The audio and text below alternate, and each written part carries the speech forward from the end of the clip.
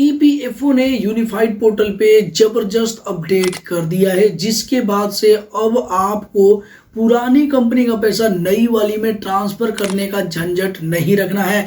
जी हाँ फ्रेंड्स, इस झंझट से आपको बिल्कुल पूरी तरीके से मुक्ति मिल चुकी है। अब आप पुरानी कंपनी का पैसा नई वाली में ट्रांसफर नहीं करोगे ना, तो भी आपकी नई वाली कंपनी में आ जाएगी।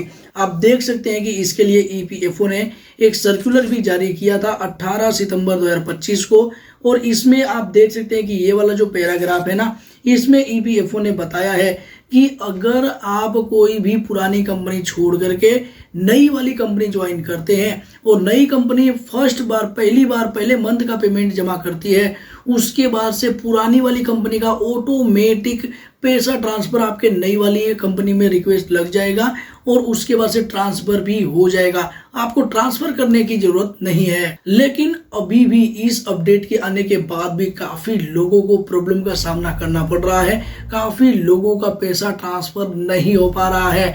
जी हाँ फ्रेंड्स, आज के इस नए वीडियो में हम जानेंगे कि ये जो ईपीएफओ ने अपडेट किया है ना, इस अपडेट का किन किन लोगों का फायदा मिलने वाला है, और अगर आप भी फायदा उठाना चाहते हैं तो इसके लिए आपको सबसे पहले यूनिफाइड पोर्टल पे क्या अपडेट करना पड़ेगा। तो देखिए फ्रेंड्स, इसके लिए ये देख सकते हैं कि ये ऑफिशियल सर्कुलर तो मैंने दिखा दिया है।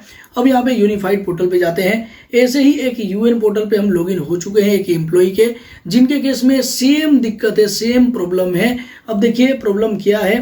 प्रॉब्लम ये है कि आपको सबसे पहले तो किसी भी एम्प्लॉय का अगर चेक करना है तो उनके यूएन पोर्टल पे लॉगिन हो जाना है। उसके बाद से व्यू वाले ऑप्शन पे जाना है और सर्विस हिस्ट्री वाले ऑप्शन पे चले जाना है।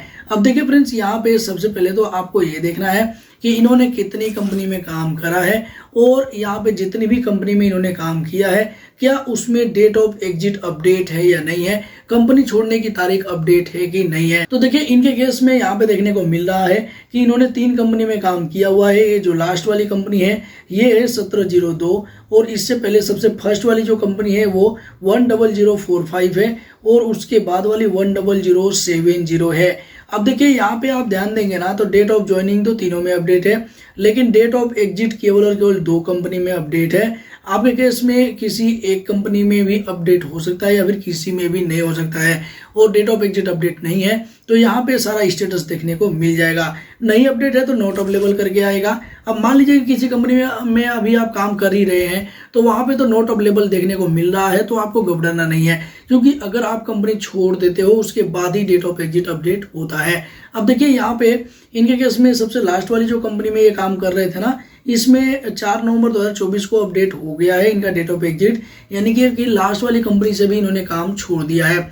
लेकिन इससे पहले जो कि इन्होंने 1 दिसंबर 2019 को कंपनी ज्वाइन करा था, इसमें अभी भी इनका डेट ऑफ एग्जिट अपडेट नहीं है, और इससे पहले सबसे पहली वाली कंपनी में तो डेट ऑफ एग्जिट अपडेट है। अब देखिए यहाँ पे इम्पैक्ट क्या पड़ रहा है। यहाँ पे देखिए, यहाँ पे आप जाएंगे ऑनलाइन सर्विसेज में और ट्रैक क्लेम स्टेटस करेंगे ना, तो यहीं पे आपको पता चल जाएगा कि अगर आपका डेट ऑफ एग्जिट अपडेट नहीं है तो आप इस नई वाली सर्विस का फायदा नहीं उठा पाएंगे। आपकी पुरानी कंपनी का पैसा नई वाली में ट्रांसफर होगा ही नहीं। तो देखिए फ्रेंड्स, यहाँ पे आपको देखने को मिल रहा है ऑनलाइन क्लेम स्टेटस में। अब देखिए इनके केस में इन्होंने एडवांस में पैसा तो निकाला है, लेकिन यहाँ पे सबसे नीचे की साइड आएंगे ट्रांसफर क्लेम स्टेटस में, तो आप देख सकते हैं कि केवल और केवल एक कंपनी का पैसा ऑटो क्लेम हुआ है, यानी कि ऑटोमेटिक सेटल हुआ है। और किस कंपनी का हुआ है? जिस कंपनी में इनका डेट ऑफ एग्जिट अपडेट था 10045 वाली में, और किस में आया है? इनकी नई वाली कंपनी में आया है। लेकिन अभी देखिए यहाँ पे इनकी ये वाली जो कंपनी है ना, इसमें अभी तक डेट ऑफ एग्जिट अपडेट नहीं हुआ है। इस वजह से इनका पूरा का पूरा 2 कंपनी का पैसा फंसा हुआ है। जी हाँ फ्रेंड्स, देखिए इन्होंने 3 कंपनी में काम किया था, बाद में इन्होंने जब पहली कंपनी छोड़ा था उसमें डेट ऑफ एग्जिट अपडेट था, तो उसके बाद से इनका ऑटो क्लेम ट्रांसफर हो गया ये बीच वाली कंपनी में, दूसरी वाली में। लेकिन चूंकि दूसरी वाली कंपनी इन्होंने छोड़ा, उसके बाद से डेट ऑफ एग्जिट अपडेट ही नहीं किया और इनकी कंपनी ने भी अपडेट नहीं किया, इसलिए जब ये तीसरी वाली कंपनी ज्वाइन किए और इनका पैसा भी एम्प्लॉयर ने जमा किया, फिर भी इनका ऑटो क्लेम ट्रांसफर नहीं हुआ है और ये खुद से भी ट्रांसफर नहीं कर पा रहे हैं।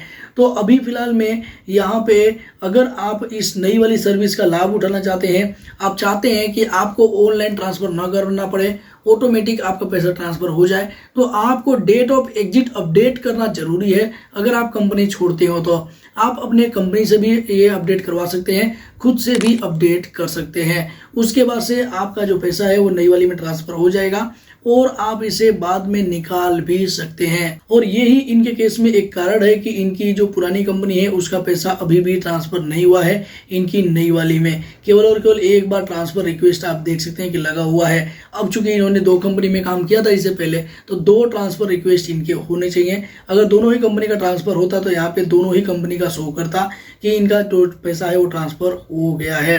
तो आई होप कि अब आप समझ पाए होंगे कि अगर आप भी इस नई सर्विस का लाभ उठाना चाहते हैं, ऑटो क्लेम सेटलमेंट का लाभ उठाना चाहते हैं, तो आपके कंपनी में डेट ऑफ एग्जिट अपडेट होना जरूरी है। अपडेट नहीं है तो खुद से आप यहां से कर सकते हैं। देखिए मैनेज वाले ऑप्शन पे जाएंगे तो यहाँ पे मार्क एग्जिट का ऑप्शन देखने को मिल जाता है, यहाँ से आप कर सकते हैं या फिर कंपनी से करवा सकते हैं। डेट ऑफ एग्जिट कैसे अपडेट करते हैं या फिर इससे रिलेटेड काफी सारे हेल्पफुल वीडियोज हमने बनाए हैं, चैनल पे अपलोड किए हैं, वो वाली वीडियोज भी देख सकते हैं। अगर आपको किसी भी प्रोसेस में किसी भी तरीके की समस्या आ रही है तो नीचे कमेंट बॉक्स में कमेंट करके बताइए, उसका सोल्यूशन वाली वीडियो भी आपको प्रोवाइड कर दी जाएगी। इसी के साथ मिलते हैं किसी नेक्स्ट इन्फॉर्मेटिव वीडियो में, तब तक के लिए जय हिंद, जय भारत, वंदे मातरम।